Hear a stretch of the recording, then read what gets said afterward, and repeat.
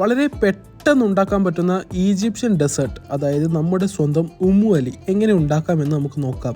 അപ്പോൾ ആദ്യം തന്നെ ബ്രെഡ് എടുത്ത് ചെറിയ കഷ്ണങ്ങളാക്കി കട്ട് ചെയ്തിട്ട് ഒരു ബൗളിലേക്ക് ഇടുക. ശേഷം അതിലേക്ക് കുറച്ച് നട്ട്സ് ഇടുക. ഈ നട്ട്സ് ഇടണമെന്ന് ഒരു നിർബന്ധവുമില്ല, നിങ്ങൾക്ക് ഇഷ്ടമുണ്ടെങ്കിൽ മാത്രം ഇട്ടാൽ മതി. അങ്ങനെ നട്ട്സ് ഒക്കെ ഇട്ടതിന് ശേഷം ഈ ഒരു പാത്രം മാറ്റി വെക്കുക. ശേഷം വേറൊരു പാത്രം എടുത്ത് അതിലേക്ക് കുറച്ച് കണ്ടൻസ്ഡ് മിൽക്കും അതേപോലെ തന്നെ സാധാ പാലും ഒരു കഷ്ണം നമ്മുടെ പട്ടയും കൂടി ഇട്ട് നല്ലോണം മിക്സ് ചെയ്യുക. ഇത് മിക്സ് ചെയ്തതിന് ശേഷം മാത്രമാണ് ഫ്ലെയിം ഓണാക്കാൻ പാടുള്ളൂ.